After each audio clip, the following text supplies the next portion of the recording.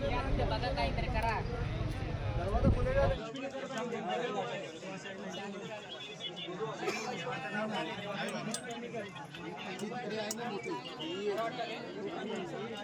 काल जी घटना घडली त्याच्यामध्ये जास्ती पब्लिक आली बरोबर आहे, पण टायमावर गाडी सोडणार पब्लिक काय करणार आहे हे पोहोचत नाही बोलत। तुम्ही टायमावर गाडी सोडलं पब्लिक जास्ती होणारच नाही ना। तुम्ही आज एक ट्रेनच्या मध्ये एक ट्रेन कॅन्सल करतात आणि परत त्या ट्रेनमध्ये तुम्ही बोलता वडाळा डिपोमध्ये खराब झाली, ट्रेन खराब बोलते आणि ते डिपोला गाडी खाली करतात, पब्लिकच्या डिपोला उतारतात। काय मतलब त्याचं? आम्ही रोज परवासी जाणार आहे, आम्हाला कामाला जायचं असतं। आमच्या शेवटला विचारता तुमच्या ट्रेन असा कसा प्रॉब्लेम करतात? माझे कार्ड आहे बघा, आम्ही रोज काय पैसे नाही बघा, हे कार्ड आहे माझं माहिती। डेली सर्व्हिस डेली जातो मी करणार। काय त्रास काय झाला तुम्हाला? त्रास आहे टायमावर गाडी येते पण टायमावर जायच नाही, पुढे गाडी अटकते। त्याच्या चेंबूरसून निघते ना त्या वडाळ्याच्या डिपोच्या पहिल्याच अडकते, डिपोच्या डिपोवर पण बोलते गाडी खराब झाली, डिपोला गाड़ी खाली करना। ट्रेन लेट करते हैं, टाइमिंग पे रहती है, ट्रेन लेट करते हैं और उसके बाद सुबह 7 बजे गई ना, बोले ट्रेन बंद है और उसके बाद फिर अभी बाद में ट्रेन चालू कर दी। वापस मैं घर पे से वापस आई, मैं मालूम है क्या, ऐसा नहीं बोलना चाहिए ट्रेन बंद है करके, बोलना चाहिए लेट है करके।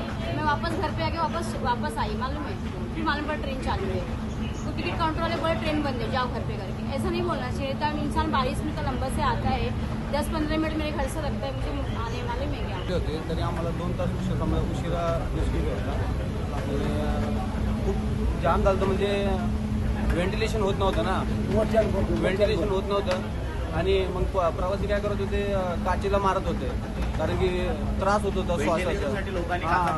काचा फोडण्याचा प्रयत्न करत होते, प्रयत्न चालू होता लोकांचा, कारण की एसी पण बंद पडला होता, लाईट पण बंद पडली होती आणि एक मोनो कॅन्सल केल्यामुळं लोड जास्त झाला दुसऱ्या मोनोवर। देशातील पहिली मोनोरेल ही मुंबईमध्ये 2007-2008 साली आली। MMRDAने या मोनोरेल बांधणीची संपूर्ण जबाबदारी उचलली। मात्र ज्या मोनोरेलचा मुंबईला अभिमान होता, कारण का देशातली पहिली मोनोरेल ही मुंबईमध्ये सुरू झाली होती, त्याच मोनोरेलवर आता टीका देखील केली जात आहे। त्याची बरीच कारणं आहेत।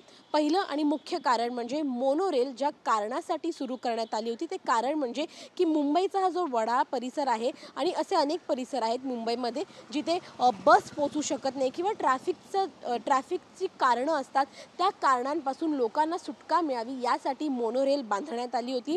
मात्र या मोनोरेलकडे प्रवाशांनी पाठ फिरवली आणि मोनोरेल ही तोट्यात सुरू झाली।